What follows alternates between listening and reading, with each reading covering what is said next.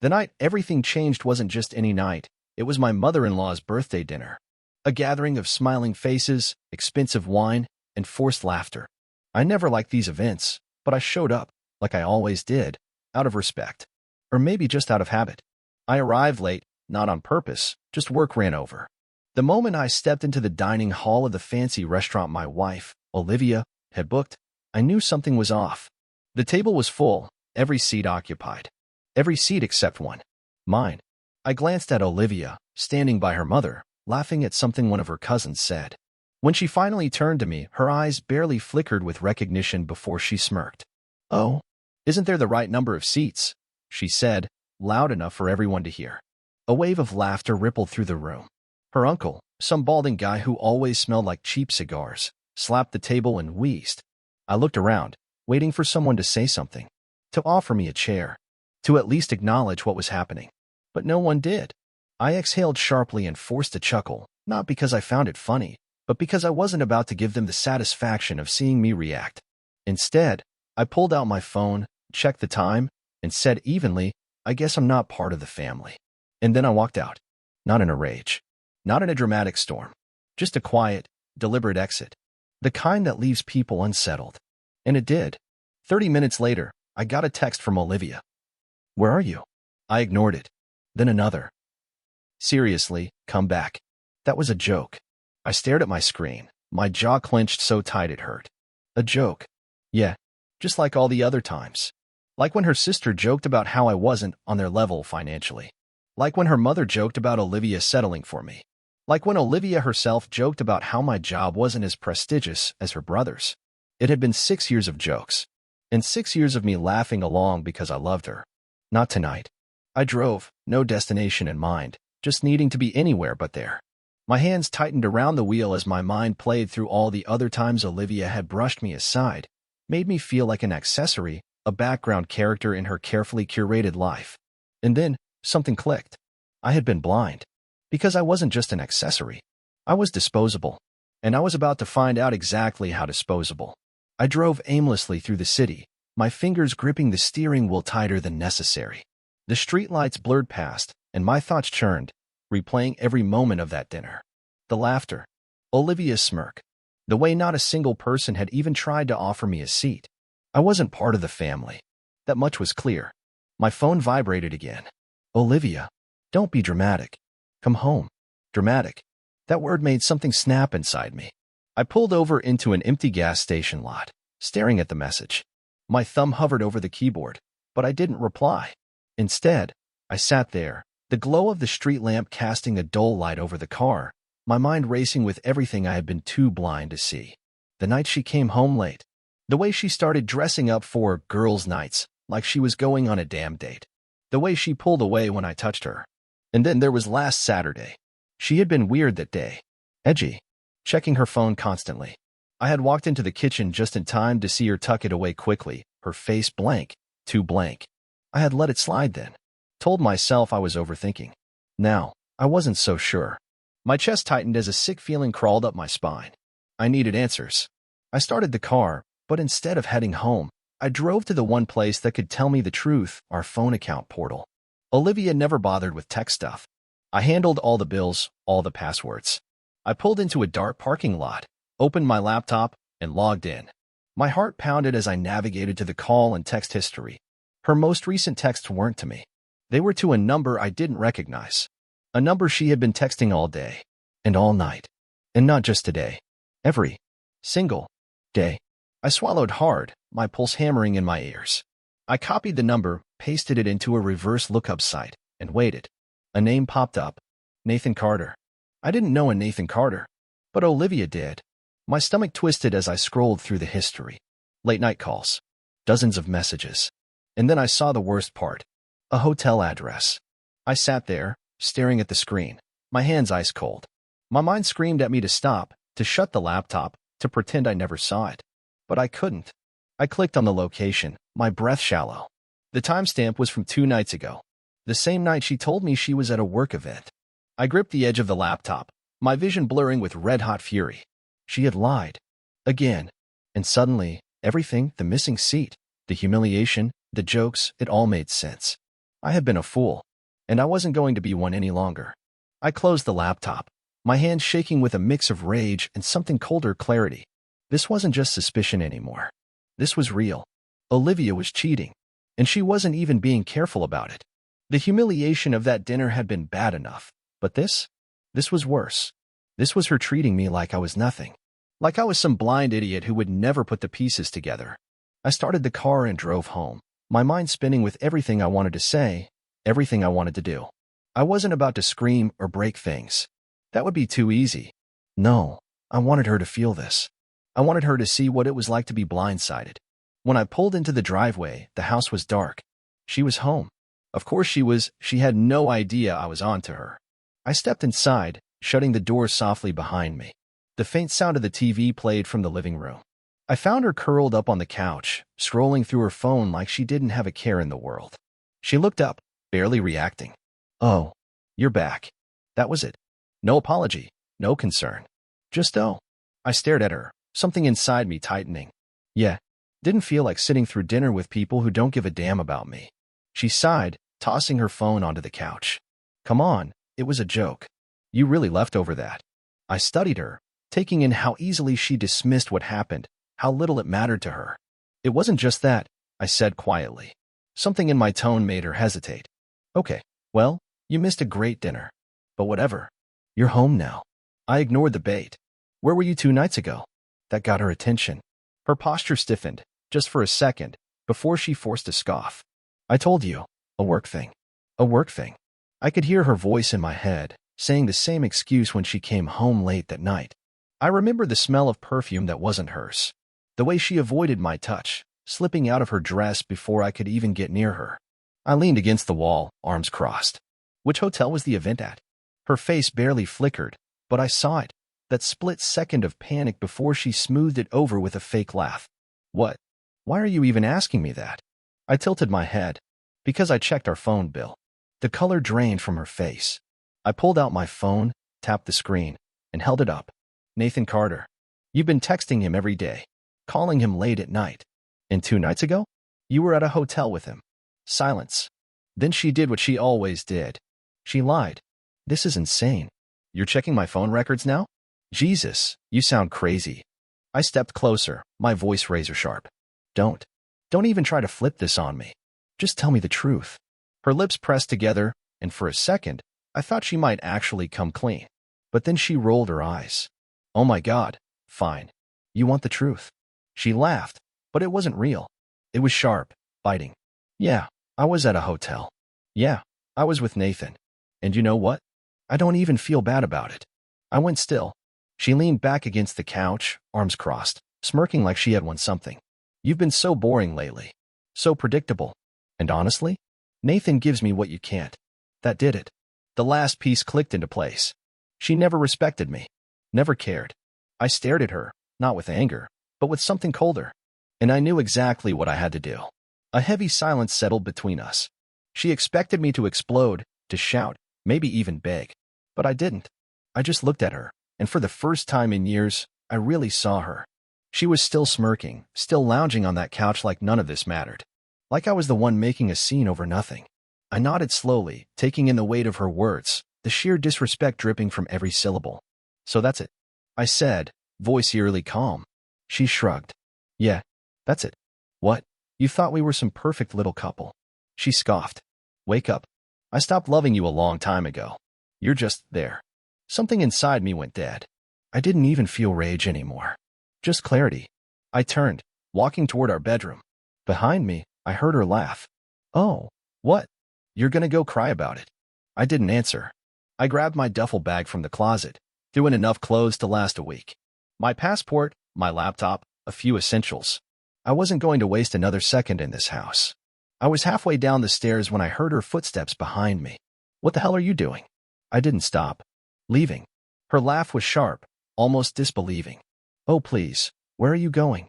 I zipped up my bag, grabbed my keys, and finally met her gaze. Anywhere that isn't here. Something flickered in her eyes then. Not regret, she wasn't capable of that. It was annoyance. Like she was just now realizing that I wasn't going to grovel, that I wasn't going to play her little game. You're not serious, she scoffed.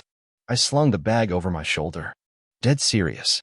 She crossed her arms, lips curling. You really think you're going to do better than me? I almost laughed. That was the thing about people like Olivia. They thought they were the prize, even when they were the problem. I walked past her, straight to the front door. Right as I reached for the handle, she spoke again. You'll be back. I paused for a fraction of a second. Then I looked over my shoulder, met her eyes one last time, and said, not a chance. And then I walked out. The cold night air hit my face as I stepped onto the porch. It felt like freedom, like the first real breath I had taken in years. But I wasn't done yet. She thought she had one. She had no idea what was coming. I got in my car and pulled away from the house, my grip tight on the wheel but my mind sharper than it had been in years. I wasn't angry anymore. I wasn't even heartbroken. I was done. But being done didn't mean I was walking away without making sure she felt this. I drove to the one place Olivia never expected me to go, her parents' house. The same people who had laughed at me just hours ago, who had treated me like an outsider at that dinner. They thought they could humiliate me, that I'd just take it. But tonight, I was going to let them see exactly who their daughter really was. I pulled up in their driveway, stepped out, and knocked. A few moments later, the door swung open, and there stood Olivia's father, Robert, gray-haired, always in a stiff-collared shirt, always looking at me like I wasn't good enough. He frowned. What the hell are you doing here? I smiled. A cold, knowing smile. I figured you should know what your perfect daughter has been up to. I pushed past him into the house. Olivia's mother, Diane, was sitting on the couch, a glass of wine in hand. She looked up, startled. Where's Olivia? I asked casually, like I was asking about the weather. Robert slammed the door shut. Why do you care? I pulled out my phone, scrolled to the screenshot I had taken of Olivia's text to Nathan, and held it up for them to see. Their faces shifted in an instant. Diane set down her wine glass, her mouth opening and closing like a fish gasping for air. Robert squinted at the screen, then looked at me. What is this? I tilted my head. Oh, just proof that your daughter's been screwing some guy named Nathan Carter. In case you were wondering why she suddenly started treating me like trash. Diane let out a gasp. That's not possible. I laughed. Oh, it's very possible. Your daughter's been cheating for months. And you know what? I would have handled this quietly. Would have just walked away. But after that little stunt you pulled tonight? That dinner. I stepped closer, lowering my voice. You all humiliated me. Laughed at me like I was nothing. And the whole time, your daughter was the real disgrace. Robert's face turned red. He looked at Diane, then back at me. We had no idea. Yeah. I pocketed my phone. Maybe next time, don't treat the wrong person like garbage. I turned on my heel and walked out, leaving them standing there, stunned. As I got back in my car, my phone buzzed. A text from Olivia. What the hell did you just do? I smirked. Payback. I didn't respond to Olivia's text. I wanted her to sit with it, let the panic sink in. I could imagine it now, her phone blowing up with calls from her parents, their perfect image of her shattered. Good. I wasn't done yet. I drove back into the city, straight to a hotel. Not the kind Olivia snuck around in, but a real hotel, one where I could get a room, a stiff drink, and some much-needed silence. As I checked in, I felt something I hadn't in a long time. Control. The second I got to my room, I pulled out my phone again. There was one more call I needed to make. Nathan Carter. I had no idea what kind of guy he was. Maybe he was a scumbag like Olivia. Maybe he didn't even know she was married. Either way, he was about to find out. I hit dial. The phone rang twice before he answered. His voice was groggy, annoyed. Hello. I leaned against the hotel window, looking down at the city lights. Hey, Nathan. This is Olivia's husband. Silence. Then a sharp breath. What? I almost laughed. Yeah, I figured she didn't tell you. There was a long pause, then his voice hardened. Listen, man, I don't know what you think. I cut him off. I know exactly what I think. I've got the texts. The hotel receipts. All of it. Another pause. This one longer. Then, to my surprise, he sighed. Jesus Christ. She told me you two were separated. That made me pause. I had expected him to deny everything, maybe even throw some attitude my way. But his voice wasn't defensive. It was exhausted. We're not separated, I said flatly. At least, we weren't before tonight. Another sharp breath on his end. I swear to God, I had no idea.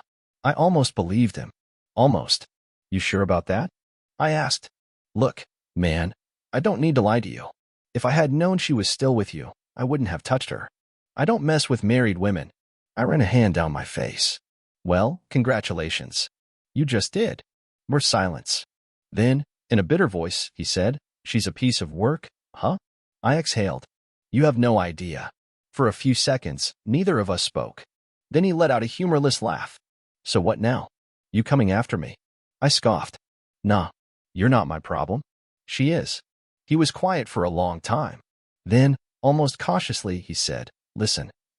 I don't know you, but if you want to get even, I might have something you'd want to see. That caught my attention. I straightened up. I'm listening. Nathan sighed. Give me a few minutes. I'll send you something. The call ended. I stared at my phone, my pulse quickening. Whatever Nathan had. I had a feeling it was going to make this even worse. And I was ready for it. I paced the hotel room, my mind racing. What the hell was Nathan about to send me?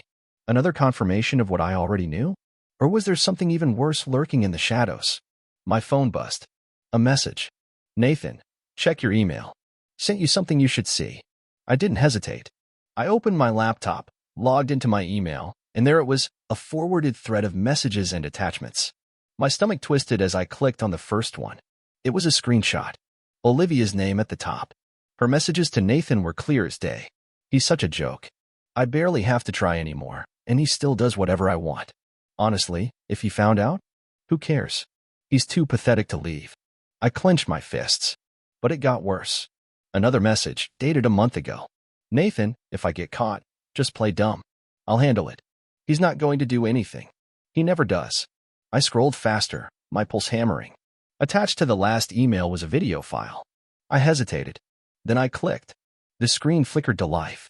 The video was shaky, like it had been recorded quickly, without much thought. But the audio? The audio was clear as day.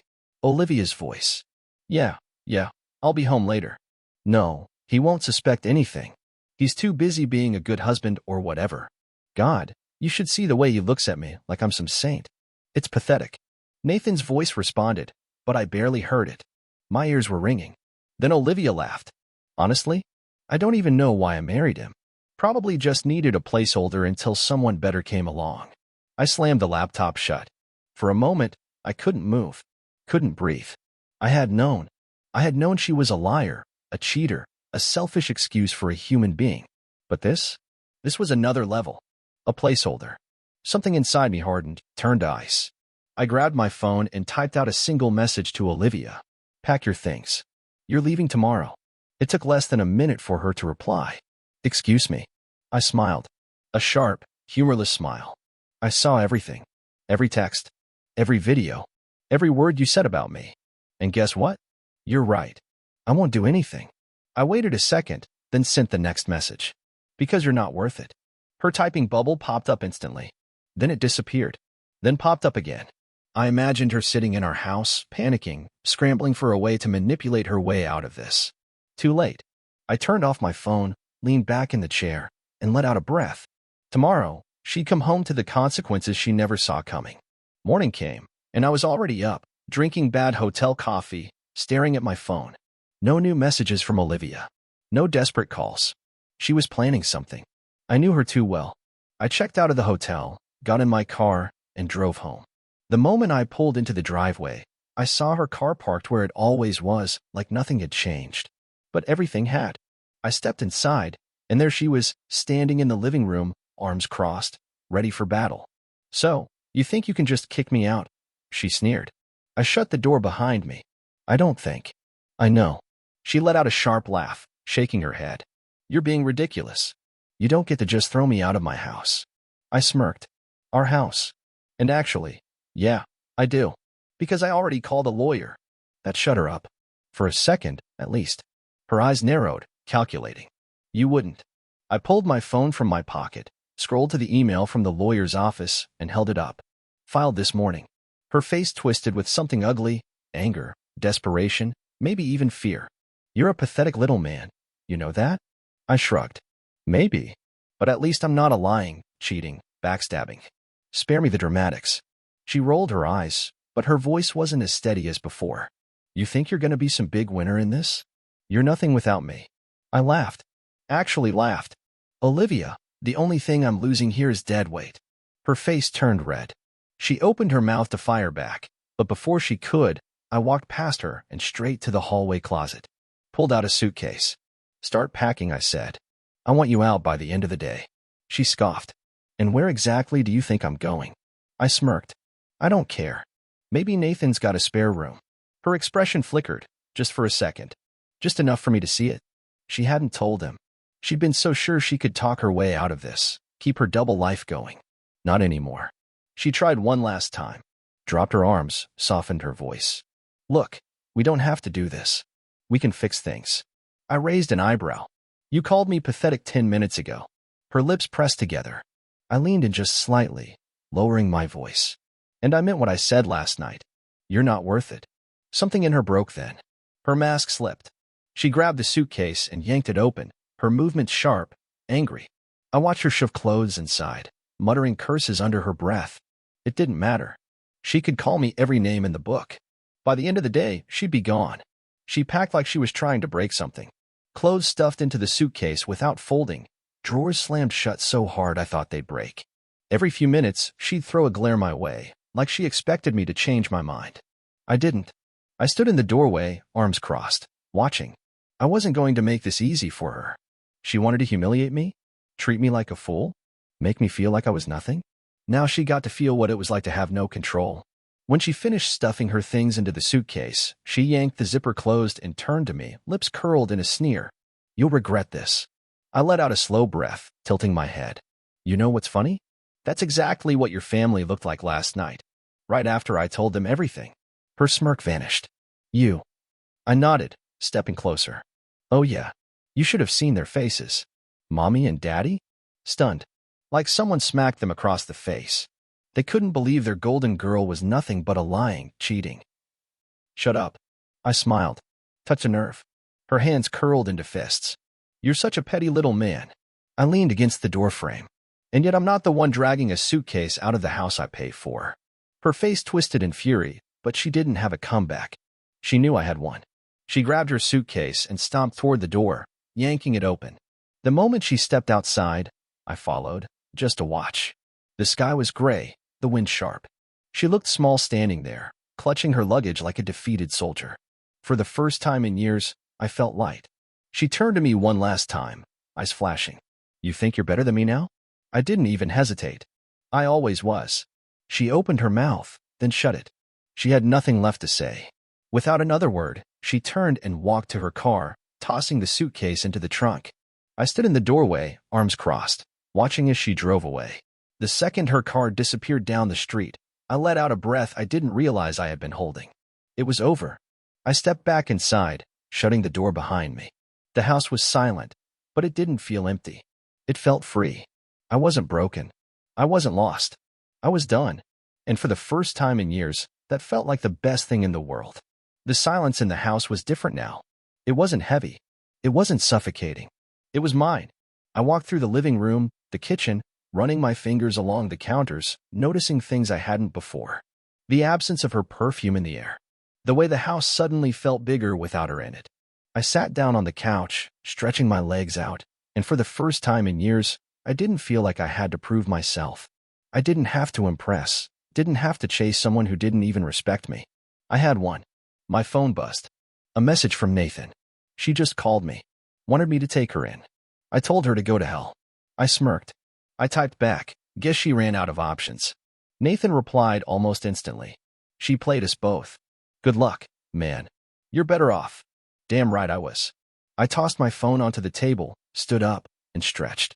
The weight in my chest, the anger, the humiliation from last night, it was gone. I was done wasting my time on someone who never deserved me. Done second-guessing, done explaining myself to people who never gave a damn about me in the first place. I wasn't broken. I wasn't even sad. I was free. And for the first time in a long time, I was excited to see what came next. I stood in the middle of the living room, letting the silence sink in. Not the kind of silence that came from tension, from walking on eggshells, from waiting for another argument to start. No, this was different. It was clean. It was mine. I poured myself a drink, something I never really did before because Olivia hated when I drank at home. Bad habit, she used to say. Like she had any room to judge. I raised the glass to no one in particular and took a slow sip, letting the burn settle in my chest. Then, for the first time since this whole mess started, I laughed. Not bitterly, not out of frustration, just laughed. Because she thought she could break me, thought she could treat me like a backup plan, a placeholder, a joke. And now? She was the one with nowhere to go. She had burned every bridge, lied to everyone, humiliated me in front of her family, only for them to turn on her the second they learned the truth. She thought she was untouchable. Turns out, she was just replaceable. I finished my drink, set the glass down, and grabbed my keys. I wasn't going to sit around in this house dwelling on the past. I wasn't going to spend another second thinking about her. I had wasted enough time on Olivia. It was time to start living for me. I stepped outside, inhaling the crisp evening air. The sky was painted with streaks of orange and pink, like the universe was closing one chapter and opening another just for me. I locked the door behind me, smiled to myself, and walked away without looking back.